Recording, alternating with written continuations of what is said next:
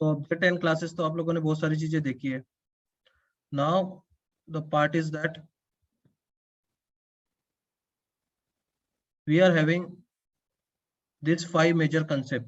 3 major है और 2 उसके सब्स्टिट्यूट है, बट ये 5 मिलके क्या बनता है आपका ऑब्जेक्ट ओरिएंटेड कंसेप्ट बनता है. ये 5 मिलके क्या बनता है आपका ऑब्जेक्ट ओरिएंटेड कंसेप्ट. ठीक है, तो 5 मिलके आपका क्या बन जाता है ये object oriented concept. Encapsulation, inheritance, polymorphism, abstract and interface. तो आप कोई भी ऑब्जेक्ट ओरिएंटेड लैंग्वेज होगी, that can be a Java, that can be a .NET, that can be a Python, that can be a Salesforce. कोई भी object oriented concept में ये 5 चीजें आपको दिखेगी ही दिखेगी. Without this 5 things nobody can say that language is object oriented language. कोई भी अगर लैंग्वेज ऑब्जेक्ट ओरिएंटेड होंगे तो उसमें ये 5 चीजें होगी होगी. और ये 5 चीजों से ही हम लोग कोड को कैसे रीयूज किया जाता है वो आपको बताया जाता है. कोड बनाना ठीक है, कोड आप लोगों ने अब तक बनाया है, आपने मेथड्स बनाए, आपने वेरिएबल्स बनाए, क्लास बनाया, स्टैटिक मेथड्स बनाए, कंस्ट्रक्टर बनाए, आपको कोड बनाना आता है. But how to reuse the code, how to reuse the code, that can be shown with this tools or with this modules or with this techniques. ठीक है, तो ये चीज आपको बहुत अच्छे से आनी चाहिए. And on the basis of what, not on the basis of definitions, not on the basis of definition. ये डेफिनेशन कोई नहीं पूछने वाला, व्हाट इज इनहेरिटेंस और व्हाट इज एनकैप्सुलेशन, वो कोई पूछने वाला नहीं है. इसको आपको इम्प्लीमेंटेशन वाइज क्या होना चाहिए, नॉलेज होना चाहिए. इम्प्लीमेंटेशन वाइज आपको इसका नॉलेज होना चाहिए, that is a main thing. ठीक है, सो ये 5 चीजों के ऊपर इंटरव्यूज में सबसे पहले क्वेश्चन इसी के ऊपर आएंगे, ये भी आपको गारंटी है. अगर आपको किसी को भी सेल्सफोर्स एज अ डेवलपर आपको टेस्ट करना है तो सबसे पहले वो क्या करेगा, जावा के ऑब्जेक्ट ओरिएंटेड कंसेप्ट आपको पूछेगा. आप ये बोल ही नहीं सकते कि मेरे को जावा नहीं आता है और मैं सेल्सफोर्स डेवलपर बन गया. कोई मानेगा ही नहीं, क्योंकि सेल्सफोर्स डेवलपर अगर बनना है तो उसको जावा आना ही चाहिए. और मैं इसका प्रूफ आपको आगे में बहुत जगह दिखाऊंगा, बहुत जगह. ठीक है, कि आपका जावा का कोड ही सेल्सफोर्स में दिखेगा तब आपको. तो अगर आप सेल्सफोर्स डेवलपर हो, what does that means, what does that means, that means that you know Java, that is a fact. ठीक है, सो जावा बोले तो आपको ये सारी चीजें आनी चाहिए, क्योंकि ये सेल्सफोर्स के अंदर में भी है. तो आपको सबसे पहले क्वेश्चन इन्हीं के ऊपर आएंगे, इनहेरिटेंस, पॉलीमॉर्फिज्म, एब्स्ट्रैक्ट इंटरफेस और एनकैप्सुलेशन. और ये ऐसे क्वेश्चंस है जो as a fresher, as 1 year, 2 year, 5 year, 10 year, 15 year, आप जितने साल भी काम करोगे आईटी इंडस्ट्री में, और अगर आप जावा में या सेल्सफोर्स में काम कर रहे हो या किसी भी ऑब्जेक्ट ओरिएंटेड लैंग्वेज में आप काम कर रहे हो, तो आपको पहले क्वेश्चन इन्हीं के ऊपर आएंगे. अगर आपके ये क्वेश्चन स्ट्रांग है या आपका बेस ऑब्जेक्ट ओरिएंटेड का स्ट्रांग है, तभी आगे वाला कंसिडर करता है कि आपको क्या है, बेस आपका स्ट्रांग है और आपको आगे की चीजें आती होगी. नहीं तो मैं आगे में बहुत सारी टेक्नोलॉजीज मेरे रिज्यूमे लिख सकता हूँ, मेरे को ये आता वो आता है, और मेरा ऑब्जेक्ट ओरिएंटेड कंसेप्ट ही क्या है, प्रॉब्लम है. तो वो कोई कंसिडर नहीं करेगा कि आपको क्या है, टेक्नोलॉजी का नॉलेज है. वो आपको 2 मिनट 3 मिनट इंटरव्यू लेगा और आपको टाटा बाय बाय कर देगा. तो आपको इसको कितने सीरियसली, यानी सीरियसली तो सभी चीजें सीरियसली लेना है. मैंने जिन जिन को बोला उन लोगों ने सीरियसली लिया है सही में, ठीक है, उन लोगों ने किया है. बट जो लोगों ने नहीं किया है उनके लिए भी फिर से आंख कान खोलने के लिए उनपे, ठीक है, कि दिस इज अ फैक्ट और ये करना जरूरी है. इसके अलावा इंटरव्यूज में पहले क्वेश्चंस नहीं आते.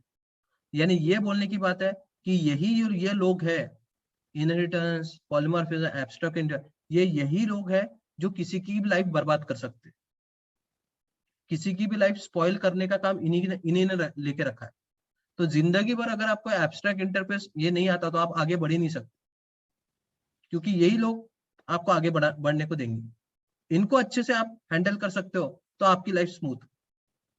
क्योंकि अगर किसी को बहुत बड़े टेक्नोलॉजीज नहीं आते होंगे, उसको कोर जावा के ऑब्जेक्ट ओरिएंटेड कंसेप्ट क्लियर होंगे, तो भी उसको लिया जाएगा. क्यों? क्योंकि ये कंसिडर होगा ना कि उसका बेस क्लियर है, तो उसको आगे की चीजें समझेगी करके. समझा क्या? इतना प्रवचन देने का काम क्यों है? Yes sir. Yes sir. Yes sir. तो इसको अभी आपको इम्प्लीमेंटेशन वाइज आपको इसकी पूरी डिटेल होनी चाहिए, इम्प्लीमेंटेशन वाइज नॉलेज होना चाहिए इसका पूरा. हम लोग हर एक टॉपिक देखेंगे और हर एक टॉपिक के बाद क्या करेंगे, ठीक है, उसको हम लोग क्या करेंगे, उस टॉपिक के बाद उसके ऊपर असाइनमेंट रहेगा। एनकैप्सुलेशन के असाइनमेंट्स, इनहेरिटेंस के असाइनमेंट, पॉलीमॉर्फिज्म के असाइनमेंट्स, एब्स्ट्रैक्ट और इंटरफेस के भी असाइनमेंट। तो हर एक टॉपिक के बाद उसके असाइनमेंट्स रहेंगे जो कि आपको कवर करना पड़ेगा, करके देखना पड़ेगा। आप अगर उनको करके देख रहे हो या आपको वो सारी चीजें हो गई तो आप बोल सकते हो कि your object oriented concept is strong. तो अभी हम लोग सबसे पहले जो टॉपिक पे जाते हैं दैट इज कॉल्ड एनकैप्सुलेशन। ठीक है, what is the topic? Encapsulation. What does encapsulation means? Encapsulation का मतलब क्या होता है? अब अगर एनकैप्सुलेट का अगर आप उसको प्रॉपर मीनिंग समझो तो एनकैप्सुलेट का मतलब है छुपा के रखना, कवर करके देख रखना, किसी को नहीं दिखाना, दैट इज कॉल्ड एनकैप्सुलेशन। सो इसका डेफिनेशन पढ़ लेते हैं, फिर इसका एक्चुअल इंप्लीमेंटेशन देखते हैं। तो binding data and method related to it in a bundle is encapsulation. Binding data अभी आपको पता है आपके क्लास में रहता क्या है? क्या रहता है? वेरिएबल जो कि डेटा स्टोर करते हैं, और क्या रहता है? मेथड्स जो कि उसके ऊपर क्या लिखते हैं? लॉजिक लिखते हैं ना। लॉजिक। तो बाइंडिंग डेटा एंड मेथड तो रहता क्या है? डेटा और मेथड इन अ बंडल। तो क्या बोलता है कि डेटा और मेथड को एक बंडल में बांध के रखना, उसको एनकैप्सुलेशन बोला जाता है। चलो, उसने बोला, बाद में देखेंगे उसको क्यों बोला वो। ये जो थर्ड पॉइंट है वो सबसे इंपॉर्टेंट पॉइंट है यहाँ। Internal data is not directly accessible to external environment.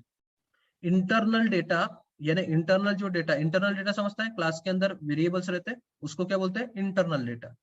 Internal data is not directly accessible to external environment, that is also called as data hiding और data abstraction। यानी इसने बोला कि जब मैं क्लास लिखता हूं और क्लास के अंदर मैं क्या कर रहा हूं? डेटा डिक्लेयर करता हूं। डेटा कहां डिक्लेयर करते हैं अपन? वेरिएबल्स के अंदर। करते हैं कि नहीं करते हैं? Yes data sir. कहां यस सर। डिक्लेयर होता है? Yes variable. Sir. Yes sir, तो वेरी बोलता है कि जो इंटरनल डेटा है वो बाहर के एनवायरमेंट, बाहर यानी यूजर को एक्सेस नहीं देते, हम लोग डायरेक्टली एक्सेस नहीं देते। चलो, ये जो कुछ भी बोल रहा इसको छोड़ देते, इसका एक्चुअल इंप्लीमेंटेशन देखते कि एनकैप्सुलेशन क्या है। तो हम लोगों को अपना एक्लिप्स चालू करना पड़ेगा।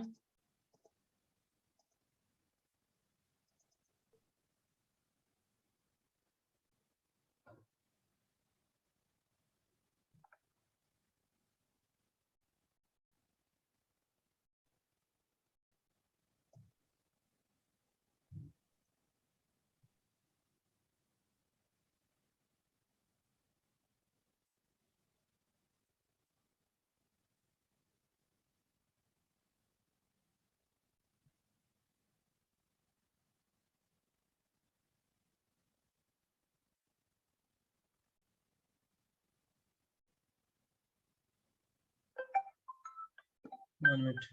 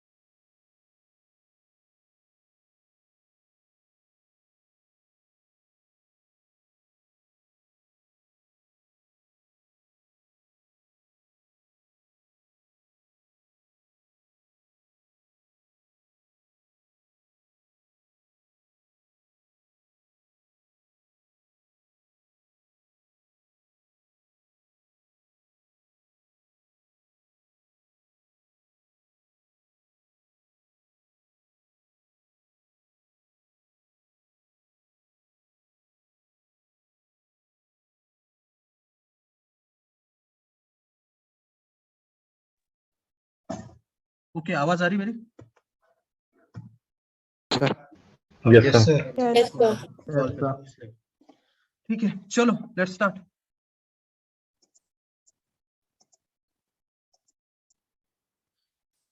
तो अभी हम लोग क्या करते हैं,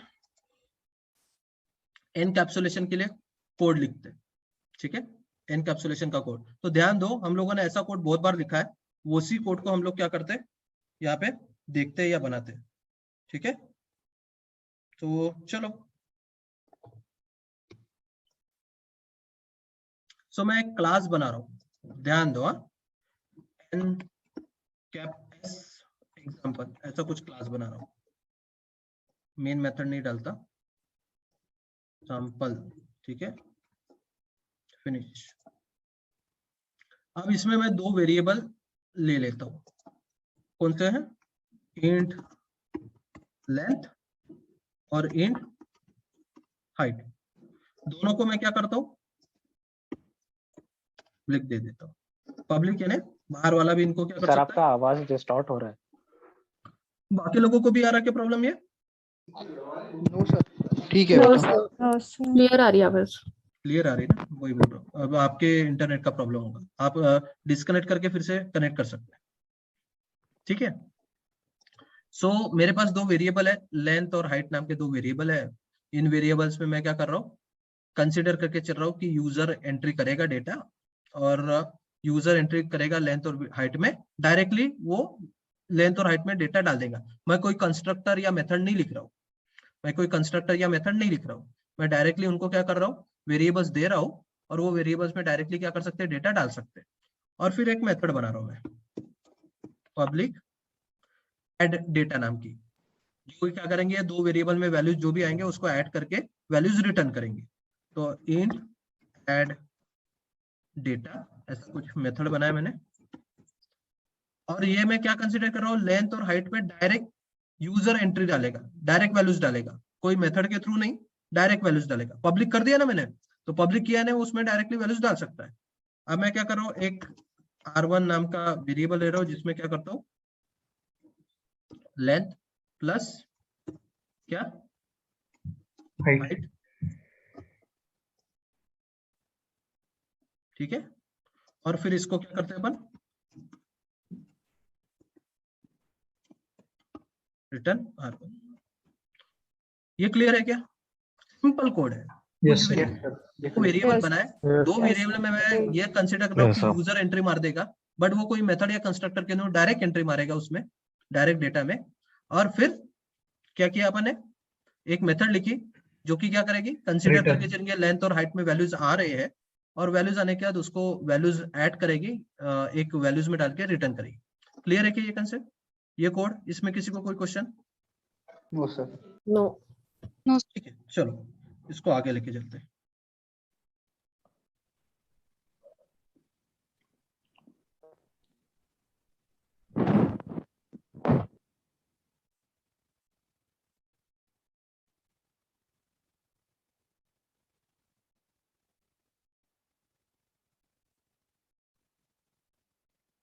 ठीक है, सो अभी मैं एक और क्लास बनाता हूँ जिसमें इसको टेस्ट करता हूँ। तो ये कौन हो गया, ये क्रिएटर। अभी हम लोग क्या बनते हैं, यूजर, इसको टेस्ट करने वाले। ठीक है, तो ENCP टेस्ट, ऐसा कुछ नाम दे देता हूँ, पब्लिक स्टैटिक वॉइड में टेस्ट ही करना है। तो अब आपको पता है, अगर मेरे को वो ऑब्जेक्ट बनाना पड़ेगा। हाँ बराबर, ये जिनके मुंह से निकल गया, यानी उनका जो दुनिया है वो सफल हो गई। ठीक है, इसका ऑब्जेक्ट बना लेंगे, क्योंकि हर चीज ऑब्जेक्ट है कोडिंग में। दिन रात सोते जागते आपको आपके ऊपर मुंह में ऐसे नाम निकलना चाहिए, ऑब्जेक्ट। ठीक है, तो क्या बना लिया मैंने, ऑब्जेक्ट बना। ऑब्जेक्ट। ठीक है, अब वो वेरिएबल को एक्सेस करते हैं, क्योंकि अपन ने बोला ना कि डायरेक्ट वो वेरिएबल को यूजर एक्सेस कर सकता है, और सिंस ये इंस्टेंस वेरिएबल है ना, ऑब्जेक्ट बनाने के बाद मेरे को एक्सेस मिल ही जाएगा इनका। तो मैं इसको क्या किया, यहाँ पे डॉट हाइट दिख रहा है, तो हाइट ले लिया, उसमें वैल्यूज डाल देता हूँ, और फिर मैं एनसीपी लेंथ इसमें वैल्यूज डालता हूँ। अब ये यूजर है जो कि क्या कर रहा है, वो वेरिएबल्स में वैल्यूज डाल रहा है, और फिर मैं क्या करूंगा, वो मेथड को कॉल कर दूंगा, कौन सी, ऐड डेटा। अब ये मेथड मेरे को वापस करता है, तो उसको मैं क्या करूंगा, इंट L1 में किसी में भी, तो ये करके उसको क्या कर सकता हूँ मैं, प्रिंट कर सकता हूँ। सिंपल लॉजिक, ठीक है। तो अभी मैं यूजर था, यूजर ने क्या किया, वो वेरिएबल्स को डायरेक्टली एक्सेस किया, एक्सेस होने के बाद उसमें वैल्यूज डाले, और फिर वो मेथड को क्या किया, कॉल किया, ठीक है। वो मेथड्स को क्या किया, उसने कॉल किया। अब वो अगर उसको प्रिंट करते हैं अपन, तो आपको यहाँ पे आउटपुट मिलना चाहिए 89%, चलो ये तो सब कुछ सही है, बट ये यूजर है ना, तो जब मैं यूजर को मेरा डेटा चेंज करने को दे रहा हूं, ये कौन है, यूजर, मैंने इसको बोला लेंथ और हाइट में वैल्यूज डाल, तो कभी कभी यूजर क्या कर सकता है, गलत डेटा भी डाल सकता है। जैसे अभी अपने को एडिशन है, तो अपने को क्या चाहिए, नॉर्मल डेटा ही चाहिए, यानी पॉजिटिव नंबर होने चाहिए, बट इंटीजर का रेंज क्या है, निगेटिव से पॉजिटिव है, तो ये क्या कर सकता है, ये गलत वैल्यू भी, one value negative, sorry D नहीं रहेगा, निगेटिव वैल्यू भी डाल सकता है, ठीक है, ये ज्यादा रेंज हो जाएगा, ठीक है, तो निगेटिव वैल्यू भी डाल सकता है।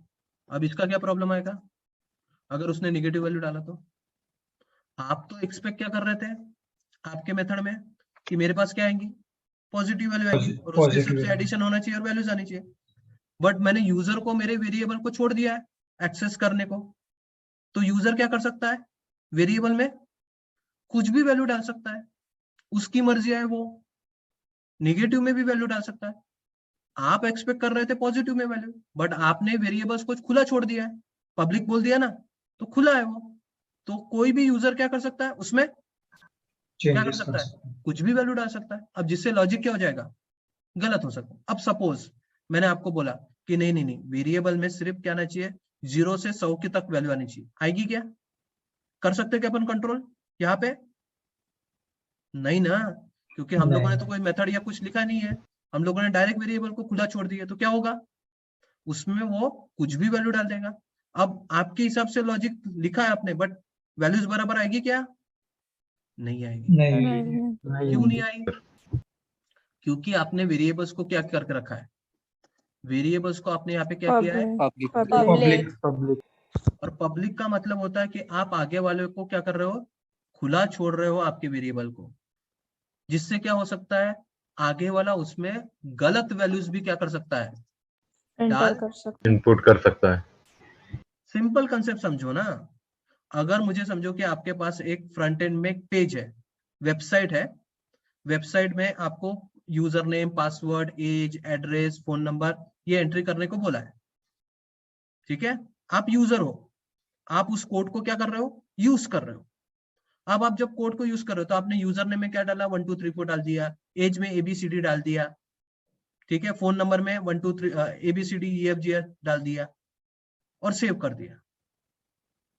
क्या होगा, जो पीछे का कोड है, पीछे में जो मेथड लिखी हुई है, उसमें क्या होगा, सही वैल्यू आएगी क्या, क्या होगा, गलत वैल्यू आएगी ना, कोड तो क्रैश हो जाएगा, क्योंकि वहां पे तो वो एक्सपेक्ट कर रहा था नंबर, आपने दे दिया स्ट्रिंग, और जहां पे स्ट्रिंग था वहां पे नंबर दे दिया, नंबर था वहां पे स्ट्रिंग दे दिया, डेट था वहां पे ABCD डाल दिया, तो क्या होगा, यानी अगर आपने यूजर को रिस्ट्रिक्ट नहीं किया, तो यूजर क्या कर सकता है, कुछ भी डाल सकता है। और जब वो कुछ भी वैल्यू डालेगा, तो बैकएंड में जब डेटा है, जो भी मेथड है, उसमें सही वैल्यू आएगी क्या, क्या होगी, गलत वैल्यू। अभी तो अपन कुछ नहीं कर रहे, अपन तो एडिशन ऑफ नंबर कर रहे हैं, बट कल जाके मेरे को 2 नंबर चाहिए, जो कि स्पेसिफिक नंबर चाहिए, मैं कंट्रोल कर सकता हूँ इसमें, नहीं। तो कभी भी दुनिया में कोई भी अपना डेटा आगे वाले को नहीं देता, आपने भी देखा होगा, कोई भी कंपनी, कोई भी प्रोजेक्ट, छोटी मोटी कंपनी अपना डेटा आगे वालों को एक्सपोज करती है क्या, ये बताती है कि मेरे पास इतना डेटा है, इतने यूजर्स है, इनका ये एड्रेस है, इनके पास इतनी सैलरी है, कोई बताता क्या, नहीं सर। अगर वो बताते हैं और लोगों को एक्सेस करने देते, तो लोग क्या करते हैं, उसमें चेंजेस कर सकते हैं, गलत वैल्यू डाल सकते हैं। तो कभी भी डेटा, अभी ये भी तो आपका ही डेटा है ना, ये भी क्या है, आप ही का डेटा है, और अगर आप आपके डेटा को क्या कर सकते हो, सिक्योर नहीं करोगे तो आगे वाला उसका क्या कर सकता है, मिसयूज कर सकता है और उसमें कुछ भी वैल्यू डाल सकता है जिससे आपके लॉजिक को अफेक्ट हो सकता है। समझा क्या? कल जाके मेरे को एडिशन में H1 में सिर्फ 100 के नीचे वैल्यू आनी चाहिए, आ सकती क्या? अभी यूजर कभी 100 डालेगा नहीं, उसकी मर्जी, वो तो माइनस में भी डाल दे, 1000 भी डाल दे। कंट्रोल कर सकते क्या अपन यहाँ पे? नहीं नो सर नहीं नो सर। क्योंकि अपन ने वेरिएबल को पब्लिक करके रख चुके हैं ना, और यहाँ पे मैं लॉजिक भी नहीं लिख सकता, तो क्या करेंगे फिर? तो इसलिए हम लोग क्या करते हैं, अपने डेटा को, फिर से देखो ध्यान से, ये लाइन एकदम फिक्स है, अपने डेटा को कभी भी, अपने डेटा को कभी भी पब्लिक नहीं रखते, क्योंकि हम लोग नहीं चाहते कि हमारा डेटा डायरेक्टली एक्सेसिबल हो। हम नहीं चाहते कि हमारा डेटा क्या हो, डायरेक्टली एक्सेसिबल हो, क्योंकि अगर मैं डायरेक्टली एक्सेसिबल देता हूं तो ये प्रॉब्लम आ सकता है ना। क्लियर है क्या? Yes sir Yes, sir. Suppose ये Yes, समझो Yes, sir. कि मैंने यहाँ पे पब्लिक स्ट्रिंग, ठीक है, एड्रेस दिया है, तो ये मैंने हार्ड कोड किया, ये वैल्यू नंबर नागपुर, ठीक है, नागपुर। हाँ, अब ये नागपुर में यहाँ पे क्या कर रहा हूँ, आउट में जाके ये एड्रेस को मैं क्या कर रहा हूँ, प्रिंट कर रहा हूँ।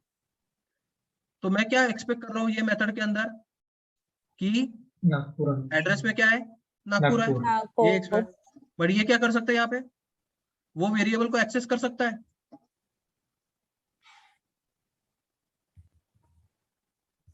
Dot address, string address string ठीक है, और डबल कोट्स में कुछ भी डाल देगा, क्या हो जाएगा, क्या प्रॉब्लम आएगा, चेंज मेथड में गलत लॉजिक चला जाएगा ना।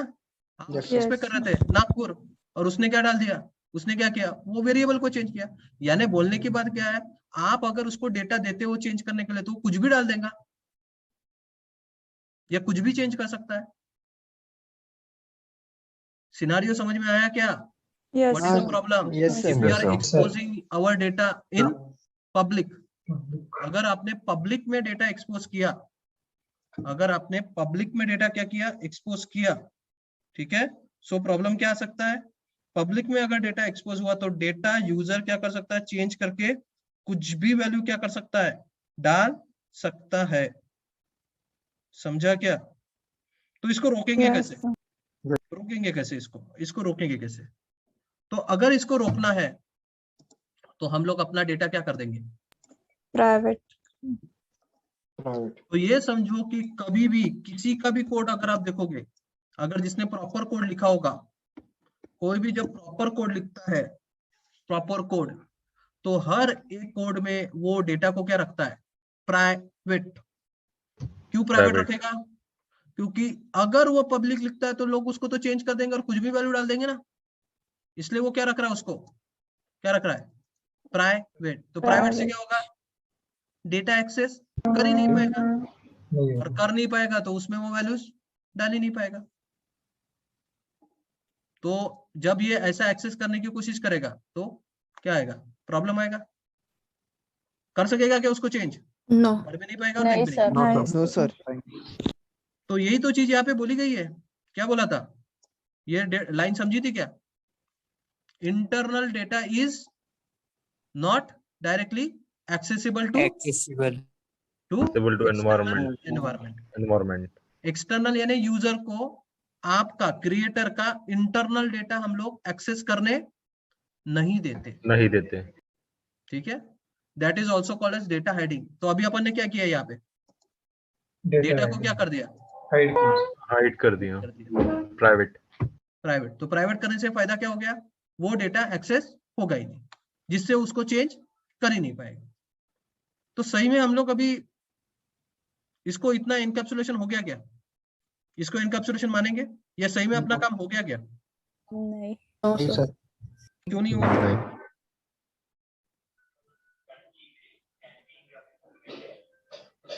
क्यों नहीं हुआ प्रॉब्लम? अभी तक प्रॉब्लम, अभी क्या बचा है,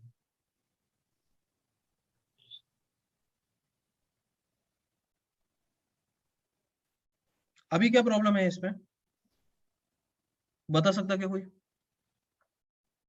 मैंने तो प्राइवेट कर दिया, तो हो गया ना मेरा काम? हुआ कि नहीं हुआ, या और कुछ काम बचा है? सर वो नीचे का भी अपने पब्लिक है, मेथड वो भी तो अपन प्राइवेट इधर करना यूज पड़ेगा। कर मेथड भी रहे हैं। पब्लिक, हाँ? मेथड भी पब्लिक रहेंगी सर। नहीं, मेथड भी प्राइवेट कर दूं क्या? अगर नहीं ये सर। मेथड प्राइवेट की है तो वो मेथड उसको एक्सेस कैसे होंगी? यानी तुम इसको ही प्राइवेट करोगे तो फिर दोगे क्या लोगों को? और एक चीज बची है अपनी, क्या? थोड़ा दिमाग लगाओ। अगर मैंने इसको वैल्यू प्राइवेट कर कौन सा दिया तो, डालनी है सर एग्जैक्टली? हाँ, उसका कौन सी रेंज वैल्यू देना पड़ेगा ना एग्जैक्टली सर, देना पड़ेगा, उससे कहाँ कैसे? से कहाँ तक डालना चाहिए ये? मुझे एक बात बताओ, सिंपल एक बताओ, इसको तुमने सुन लो अभी, वो नहीं लगाया किसी ने दिमाग उतना। मैंने आपको इसको तो रिस्ट्रिक्ट कर दिया, फिर वैल्यूज कौन डालेगा लेंथ और विड्थ में? आप तो यही चाहते थे ना कि यूजर वैल्यूज डाले, यस बट सर। अगर आपने इसको प्राइवेट कर दिया तो क्या होगा, क्या हो जाएगा? लेंथ और हाइट में वैल्यूज, चलो एड्रेस का तो समझ सकता हूँ, उसमें डायरेक्ट वैल्यू है, बट मैं अपने प्रोग्राम में ये चाहता था ना कि लेंथ और हाइट में वैल्यूज कौन डाले? यूजर। यूजर तो अभी क्या कर दिया User. आपने? अभी क्या किया? प्राइवेट कर दिया। प्राइवेट किया है। तो प्राइवेट करने से तो उसमें वैल्यूज जाएगी नहीं ना, नहीं जाएगी। नहीं, तो फिर तो प्रॉब्लम आ गया ना कि लेंथ और हाइट में वैल्यूज कहाँ से डालोगे फिर, क्योंकि Yes. आपने पूरे दरवाजे बंद कर दिए ना। तो अभी लेंथ और हाइट में यूजर डेटा कैसे डालेगा? तो सिर्फ प्राइवेट करना इज नॉट द, ठीक है, सॉल्यूशन। वो सॉल्यूशन नहीं है, क्योंकि प्राइवेट करने से एक फायदा तो हो गया कि आपके वेरिएबल जो है वो डायरेक्टली एक्सेसिबल नहीं रहे, मान लिया, बट अगर आप डायरेक्टली एक्सेसिबल नहीं है वो वेरिएबल, तो फिर डेटा कैसे डालेंगे उसमें? डेटा तो डालना ही पड़ेगा ना। और वो आप लोग हार्डकोड करोगे क्या डेटा? नहीं ना, आप तो चाहते ही हो कि यूजर डेटा डाले। तो आपने एक काम तो कर दिया कि पूरे दरवाजे बंद कर दिए, तो दरवाजे बंद कर दिए तो फिर बाहर वाला डेटा कैसे डालेंगे आप किसमें? समझा क्या problem? Yes sir. Yes sir. सभी को समझ में आ रहा क्या प्रॉब्लम? देखो, एनकैप्सुलेशन ये आपको जब भी बताना है तो आपको ऐसे सिनेरियो वाइज ही बताना पड़ेगा। There is no definition of encapsulation, so you have to create some scenarios. मैं इतना सिनेरियोस क्यों ले रहा हूं? ये कि स्पेसिफिक आपको पता चले कि एनकैप्सुलेशन एग्जैक्टली वर्क कैसे करता है। तो मैंने तो पूरे दरवाजे बंद कर दिए, बट मेरे को तो उनको वैल्यूज देना है, तो अपन उसको डायरेक्ट एक्सेस नहीं देंगे, इनडायरेक्ट एक्सेस देंगे, क्योंकि मेरे को यूजर से ही वैल्यू लेना है लेंथ और हाइट में। मेरे को किससे वैल्यू लेना है? लेंथ और हाइट में वैल्यू किससे लेना है? यूजर से ही लेना है, यूजर से। बट प्रॉपर वैल्यू, गलत वैल्यू नहीं डालनी चाहिए उसमें, प्रॉपर वैल्यू। तो अभी कैसे करूंगा उसको? तो उसके लिए मैं क्या करूंगा, मेरी जो क्लास है उसमें हर एक वेरिएबल के लिए 2 मेथड लिखूंगा। बहुत इंपॉर्टेंट कंसेप्ट है ये, अभी जानो, क्योंकि सेल्सफोर्स में भी अपने को ऐसा ही कोड लिखना है, क्योंकि सेल्सफोर्स में जो वेरिएबल रहेंगे उनका डेटा फ्रंट एंड से आएगा, या फ्रंट एंड में कुछ चेंज हुआ तो बैक एंड में वो डेटा रिफ्लेक्ट होना चाहिए। बैक एंड और फ्रंट एंड, विजुअल फोर्स और एपेक्स आएगा आगे में, क्योंकि अपन भी अभी ये जो कुछ कर रहे हैं ये समझो ना, ये बैक एंड का कोड है। और लेंथ और हाइट में जब यूजर वैल्यू दे रहा है वो कौन है? फ्रंट एंड पे कोई टेक्स्ट फील्ड है जिसमें वैल्यूज दे रहा है वो लेंथ और हाइट में। समझ में आ रहा है क्या?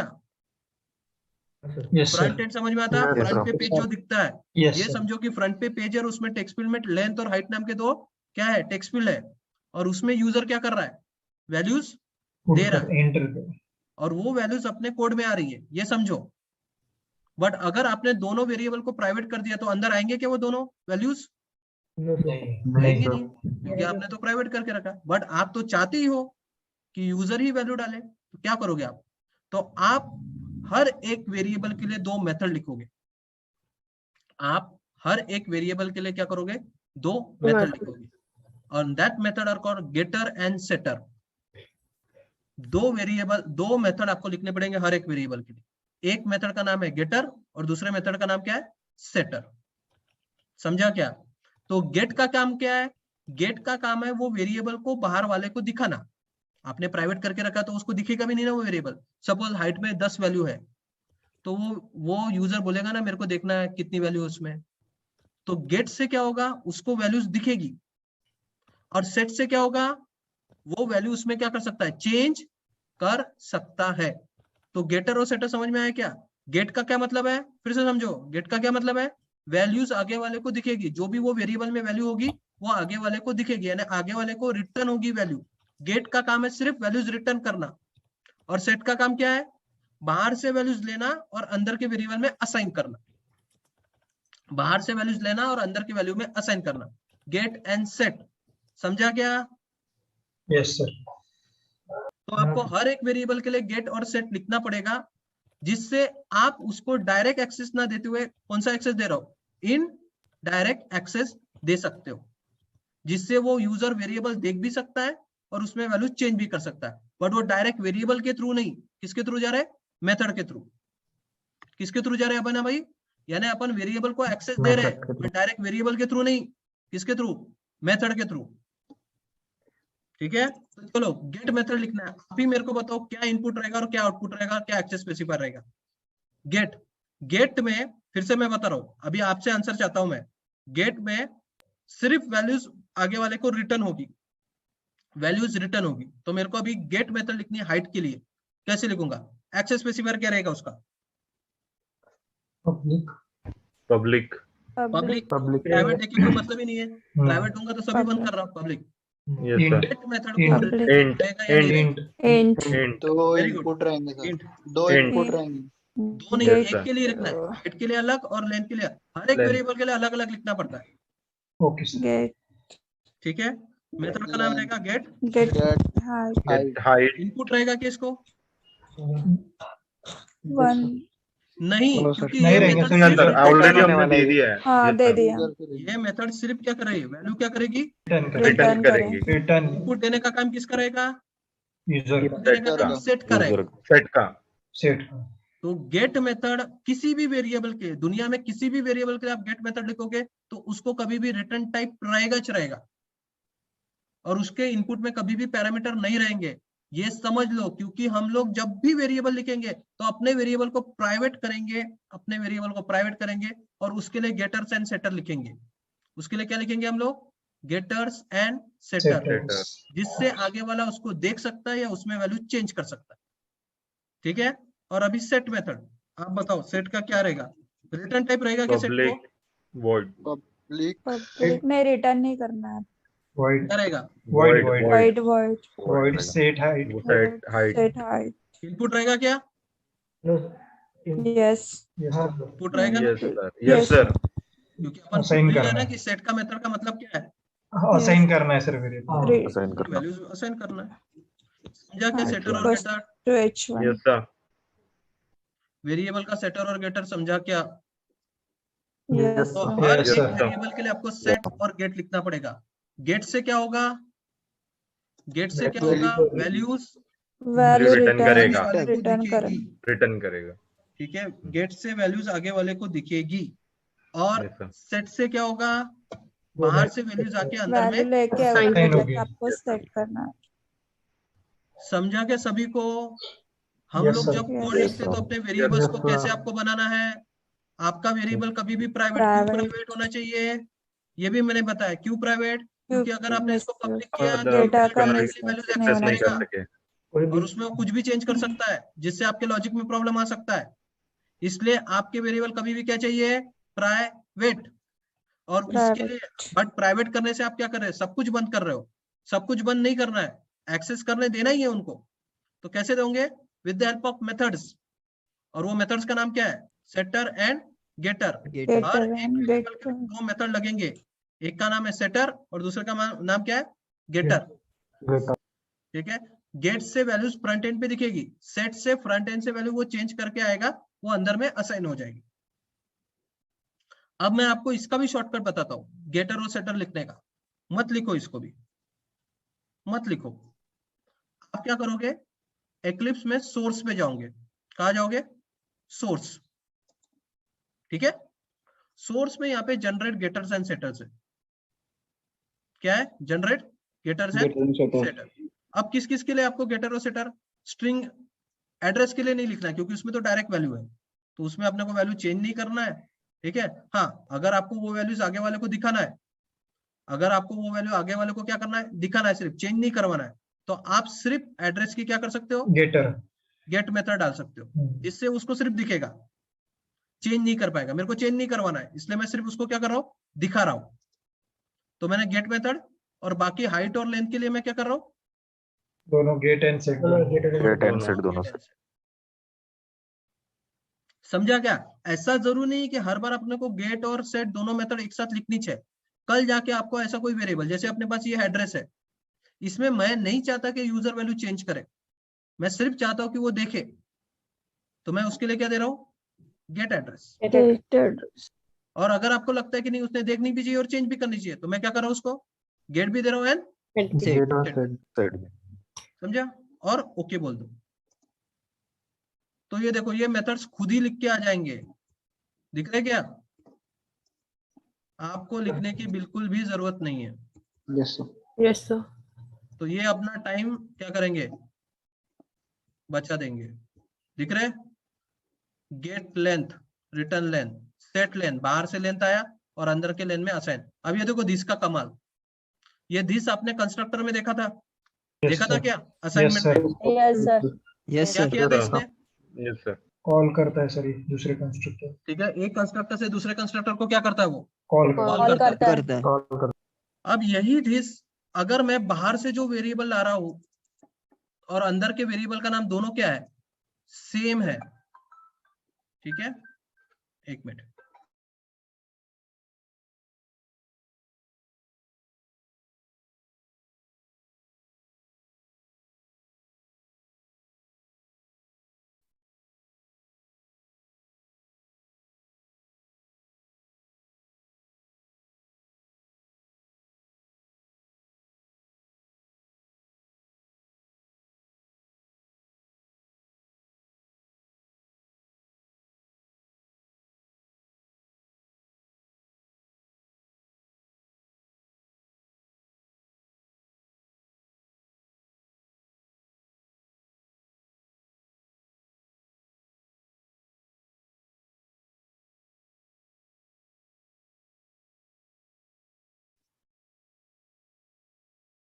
सो ये क्लियर है क्या?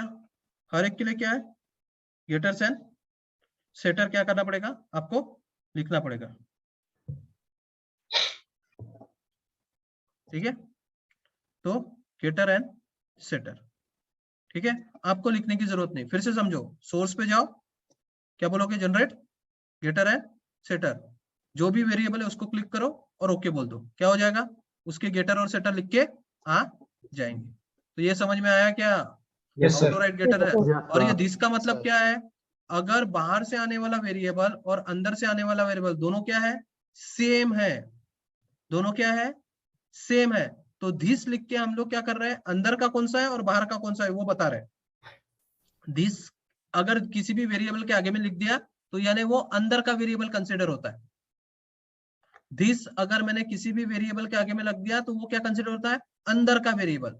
अब देखो, बाहर से आने वाला वेरिएबल का भी नाम लेंथ था, वो मैंने नहीं लिखा, जावा ने लिख के दिया है, और अंदर में जो वेरिएबल था उसका भी नाम क्या था, लेंथ था। तो उसने उन दोनों को डिफरेंशिएट करने के लिए क्या लगाया उसके आगे में, दिस। दिस का This. मतलब है वो अंदर का वेरिएबल है, समझा? क्यों दिस लगाया इसके ऊपर, वो उनका स्टाइल है लिखने का। देखो गेट हाइट में भी बाहर से आने वाला हाइट और अंदर से आने वाला हाइट दोनों सेम थे, इसलिए उसके आगे में दिस लगाया। समझा क्या, getter and setter? Yes sir. Yes sir. Yes sir. ठीक है, तो इससे क्या हो जाएगा, क्या हो जाएगा, आपकी इसमें मेथड्स आ जाएंगे। अब ये मेथड्स के थ्रू आगे वाला क्या कर सकता है, डेटा देख भी सकते हैं और एक्सेस, ठीक है। अब उसको एक्सेस करना है वेरिएबल, तो वो डायरेक्ट करेगा क्या, नहीं, किसके थ्रू करेगा, ऑब्जेक्ट के मेथड्स के थ्रू। तो अभी वो गेट हाइट से हाइट देख सकता है, या सेट हाइट से क्या कर सकता है, हाइट में वैल्यूज डाल सकता है, और गेट हाइट से क्या कर सकता है, वैल्यूज ले सकता है, यानी उसको जो भी वैल्यूज उसने डाली है वो वैल्यूज क्या कर सकता है, देख सकते हो, देखो। देख सकते तो समझा क्या? हैं। Yes sir. बट अभी भी तो प्रॉब्लम है एक, क्या प्रॉब्लम है, अभी भी नेगेटिव वैल्यू डाल सकता है वो। हाँ अभी भी तो वो निगेटिव वैल्यू डाल सकता है, फिर क्या हुआ इतना तामझाम करने का। अरे वो वैसे अपन किसके लिए रोक रहे थे उसको, कि उसने गलत Negative वैल्यूज नहीं values डालनी के चाहिए, लिए। उसके लिए नहीं अपन ने चाहिए। क्या किया था, Yes, प्राइवेट sir. किया था। Yes sir. बट अभी भी तो वही काम करेगा ना वो फिर, क्या करेगा, सेट हाइट में मार देगा हाई, यस सर, इसको क्या कर देगा, वो निगेटिव डाल सकता है ना, तो वही काम हो रहा है। तो फिर अपन ने इतना क्यों लिखे ये सब कुछ, ये इसलिए लिखे क्योंकि अपन मेथड के अंदर क्या कर सकते हैं, फिल्टर मार सकते हैं। देखो सेट हाइट या सेट लेंथ में मैं यहाँ पे ये लिख सकता हूँ, क्योंकि मेथड के अंदर मैं लॉजिक लिख सकता हूँ, इतना तो अपने को पता है। जब वेरिएबल ऊपर में थे, यहाँ पे मैं लॉजिक लिख सकता हूँ क्या, नहीं, इसलिए यहाँ पे उसको प्राइवेट करना पड़ा। बट मेथड के अंदर में मैं लॉजिक लिख के क्या कर सकता हूँ, रोक सकता हूँ ना, मैं बोल सकता हूँ इफ कंडीशन दे सकते हैं। लेंथ, ठीक है, ग्रेटर देन 0, इसका क्या मतलब आएगा, अगर लेंथ 0 से ग्रेटर है तभी वो अंदर में वैल्यूज असाइन होंगी, यानी अगर वो गलत वैल्यू डाल भी देगा तो अंदर में वैल्यूज असाइन होंगी ही नहीं, जिससे क्या होगा, प्रॉपर डेटा भी जाएगा और उसने अगर गलत वैल्यू डाली तो वो रिस्ट्रिक्ट भी हो जाएगी। समझा क्या मेथड लिखने का काम, yes sir, Yes, sir. Yes sir, method में अपन Yes, sir. रिस्ट्रिक्ट कर सकते ना, मेथड में क्या कर सकते हैं अपन, उसको वैल्यूज क्या कर सकते हैं, रिस्ट्रिक्ट कर सकते हैं। रिस्ट्रिक्ट करने से क्या होगा, अगर वो गलत वैल्यू डालता है तो वो वैल्यूज एंटर होंगी नहीं अंदर। कल जाके आपको लगता है कि नहीं नहीं नहीं, जो हाइट है इसमें 0 to 100 ही वैल्यू जानी चाहिए, उसके ऊपर वैल्यूज नहीं आनी चाहिए, यूजर कुछ भी वैल्यू डाले वो अंदर नहीं आएगी, सिर्फ 0 to 100। तो आप क्या करोगे, लॉजिक, लोगों ने लॉजिक लिखा, इफ हाइट क्या बोलोगे, ग्रेटर देन 0, और दो कंडीशन को एक साथ चेक करना है तो क्या रहता है, क्या रहता है, and and height less than 100। तो ये लॉजिक से क्या हो जाएगा, क्या हो जाएगा, हाइट में वैल्यू 0 और 0 to 100 100 के बीच में ही बीच रहेगा। में आएगा। तो ये मेथड के अंदर में पॉसिबल हो सकता है रिस्ट्रिक्शन लगाना, इसलिए हम लोग क्या कर रहे हैं, उसको डायरेक्ट एक्सेस ना देते हुए क्या दे रहे हैं, मेथड को एक्सेस दे रहे हैं। समझा क्या, Yes, sir. Yes sir, Yes, sir. Clear है कंसेप्ट। Yes sir. तो मेथड्स क्यों दे रहे हैं हम लोग, क्यों दे रहे हैं, क्योंकि मेथड में फिर से अगर वो गलती भी करता है तो मेथड में अपन उसको रोक सकते हैं। समझा क्या अभी एनकैप्सुलेशन का काम, yes sir, yes sir, Yes, sir. ठीक है। सो अभी समझा, एनकैप्सुलेशन में हम लोग किसको क्या करते हैं, उसमें क्या करते हैं, वेरिएबल्स को अपन क्या रखते हैं, Private. प्राइवेट रखते हैं, प्राइवेट जिससे क्या होगा, वेरिएबल में वो डायरेक्टली डेटा एक्सेस नहीं कर पाएगा। नहीं कर क्यों नहीं देते पाएंगे, अपन वेरिएबल में डायरेक्ट एक्सेस, क्योंकि अगर मैं वो वेरिएबल कुछ में भी डायरेक्ट वैल्यू एक्सेस देता हूँ तो मैं वहां पे रिस्ट्रिक्ट नहीं कर सकता उसको, Hmm. इसलिए हम लोग उसके लिए क्या लिखते हैं, getter and setter, better, variable private और गेटर और सेटर, और सेट के अंदर मैं उसको क्या कर सकता हूँ, वैल्यूज क्या कर सकता हूँ, रिस्ट्रिक्ट कर सकते हैं। रिस्ट्रिक्ट कर सकते हैं। समझा, yes yes sir, Yes, sir. कल इसका असाइनमेंट देखेंगे। चलो।